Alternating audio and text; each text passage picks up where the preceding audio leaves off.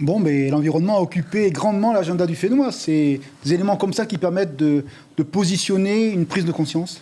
Oui, on est persuadé, et je voudrais aujourd'hui féliciter un peu les jeunes, parce que pendant longtemps, on les voyait surtout sur les réseaux sociaux, et notamment là, la journée de l'océan, l'éphémère, a été organisée par des jeunes, et je souhaite vraiment les féliciter, parce qu'aujourd'hui, on les voit être vraiment acteurs et vouloir changer les choses. Je ne suis pas un intégriste green, mais au contraire, je pense qu'on peut ensemble changer les choses, notamment avec la nouvelle génération. On a le sentiment quand même que c'est un match de boxe qui se livre, parce qu'il y a des gouvernements, au-delà des gouvernements ici ou français, qui demandent vraiment un rapport de pression pour changer leurs habitudes. Je pense aux États-Unis, à la Chine, à la Russie.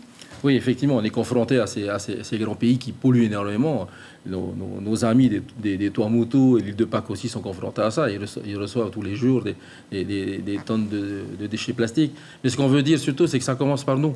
Ça commence, le traitement des déchets, c'est d'abord dans la famille, c'est d'abord dans la commune, et ainsi de suite. Et notamment, là, il y avait un magnifique reportage sur les déchets électroniques. Les déchets électroniques sont hyper polluants quand on les jette dans la nature. Il y a encore des personnes, c'est incroyable, qui le soir vont dans les vallées et jettent leur télévision. C'est fou. Est-ce que vous pensez vraiment que ça évolue? Vous parlez des jeunes qui ont pris conscience. Est-ce que les générations, les quadragénaires, les personnes plus âgées ont également aujourd'hui ce déclic de se dire attention, si je pollue aujourd'hui, c'est vraiment une terre insalubre que je vais laisser à ceux qui arrivent demain? On reste confiant parce qu'on voit qu'il y a des choses qui évoluent. Ça évolue évidemment pas à la vitesse qu'on aimerait. On aimerait que ça aille plus vite. On pense qu'il faut être plus coercitif. Il faut du contrôle, il faut des personnes, il faut des brigades qui puissent intercepter les personnes. C'est le cas, par exemple, là, on a intercepté un bateau, et là, il s'agit de bateaux qui sont venus à l'intérieur. On a reçu une amie qui vient de Palau. À Palau, lorsqu'ils ont un bateau qui vient pêcher à l'intérieur de la ZE et qu'ils attrapent ce bateau, ils le brûlent. Et vous pouvez aller sur Internet, vous allez voir ce qu'ils font à Palau.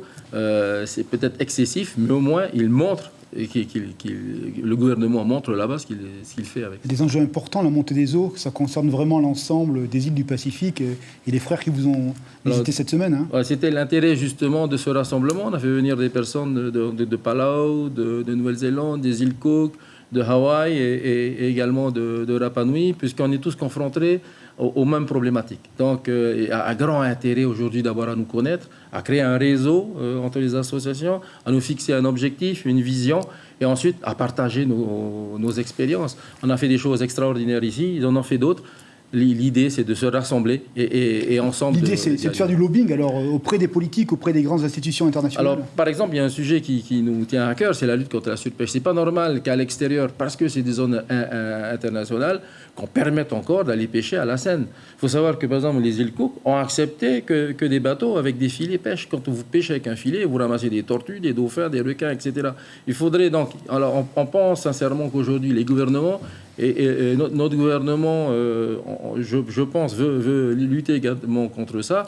Et on pourrait, alors nous, en même temps, avec les associations de pairs, et faire du lobbying pour que ces choses changent. On entendait dans l'hebdo de la semaine Brigitte Olivier qui parlait d'avenir en bleu et vert. Est-ce que c'est encore une utopie? Est-ce que vous sentez que cette utopie peut prendre forme, est en train de naître actuellement? Moi, je suis un grand optimiste et je suis persuadé qu'aujourd'hui, en changeant les mentalités avec les moyens qu'on a, les moyens technologiques, les moyens scientifiques, on peut changer les choses. Il suffit qu'on se mette tous autour de la table et qu'on ait le courage de prendre des décisions. Et ces décisions, je le répète, ça commence par nous-mêmes et ensuite ça concerne tout le Pacifique, par exemple. Merci de votre éclairage sur cette question importante. Très bonne soirée. L'information en continu sur Polynésie la première, Internet et réseaux sociaux.